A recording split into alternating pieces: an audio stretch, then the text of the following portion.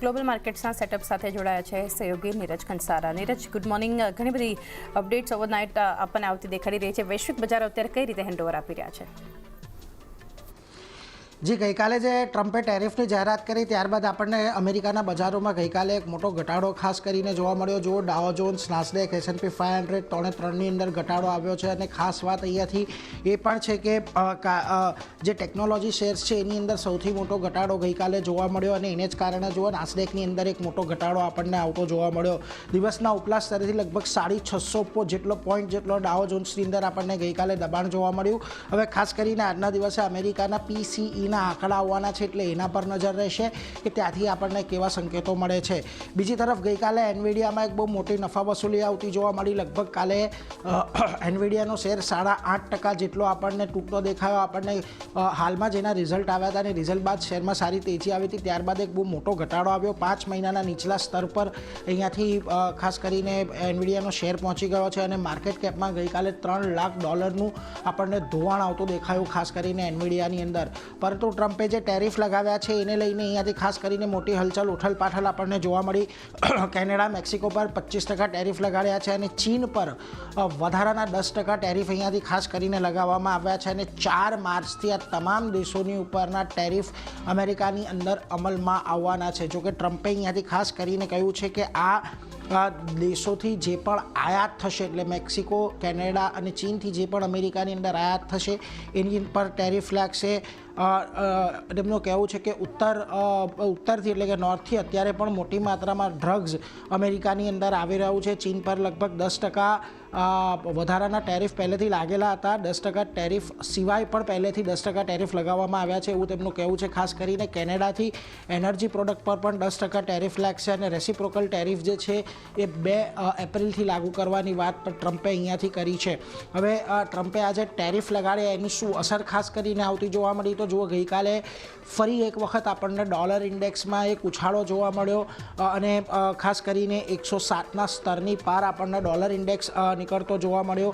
બીજી તરફ કેનેડા, ચીન, મેક્સિકોની કરન્સીની અંદર પણ આપણને ગઈકાલના દિવસમાં ખાસ કરીને એક મોટું દબાણ આવતું દેખાયું.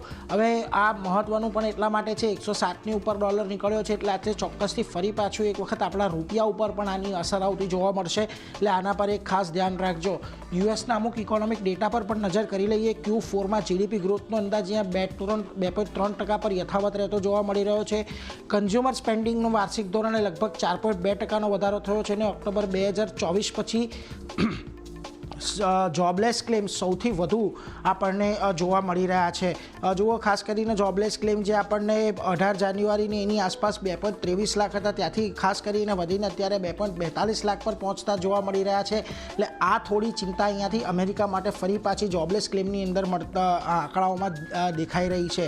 છેલ્લે ખાસ કરીને વ્યાજદરો પર લઈને ફરી એક વખત નિવેદન આવ્યું છે અને આ નિવેદન થોડુંક ચિંતાજનક છે. ક્લિવલેન્ડ ફેડના પ્રેસિડેન્ટ છે બેથ હેમેક, એમના દ્વારા અહીંયાથી ખાસ કરીને નિવેદન આપવામાં આવ્યું છે. એમનું કહેવું છે કે વ્યાજ દરો આવનારા અમુક સમય માટે અહીંયાથી સ્થિર રહેતા જોવા મળી શકે છે અને વ્યાજ દરો હમણાં નહીં ઘટવા જોઈએ એવું તેમનું માનવું છે. કારણ કે એક વખત આ ટેરિફની જે ઇમ્પેક્ટ અમેરિકન ઇકોનોમી પર આવે છે એને ફેડે અસેસ કરવી પડશે અને ત્યારબાદ વ્યાજદર કાપનો નિર્ણય લેવો પડશે.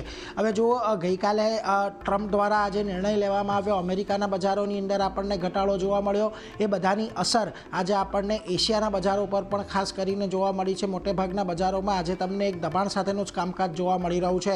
નિક્કેઈ જુઓ લગભગ આજે 3% જેટલો ઘટ્યો છે. કોરિયાના બજારો 2.5% જેટલા નીચે છે. તાઇવાનના બજારોમાં 1.5%નો ઘટાડો આજના દિવસે આવી રહ્યો છે. આ ઉપરાંત પણ તમે અન્ય એશિયાના બજારો પર ખાસ કરીને નજર કરી લો તો જુઓ શાંઘાઈ હેંગસેંગમાં પણ એક મોટો ઘટાડો છે. સ્ટ્રેટ ટાઈમ્સ પણ એક દબાણ સાથે જ કામકાજ કરી રહ્યો છે.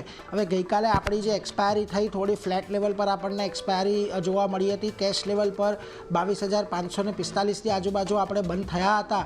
પરંતુ આજના દિવસે જે આપણને ગિફ્ટ નિફ્ટી તરફથી સંકેતો મળી રહ્યા છે એના પર એક વખત ખાસ નજર કરી લઈએ તો જુઓ 140 પોઈન્ટના ઘટાડાના સંકેત ગિફ્ટ નિફ્ટી આપી રહ્યું છે.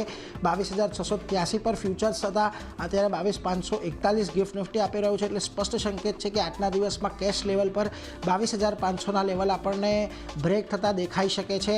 જોકે અહીંયાથી સપોર્ટ લેવલ ઘણા નજીક હોવાનું આપણા ઘણા બધા એક્સપર્ટોએ ગઈકાલે પણ આપણી સાથે ચર્ચા કરી હતી. પરંતુ જોવાનું એ રહેશે કે આજના દિવસમાં જો 22,500 તૂટે છે તો પછી નિફ્ટી ક્યાં જઈને સપોર્ટ લે છે ચાંદની. જી.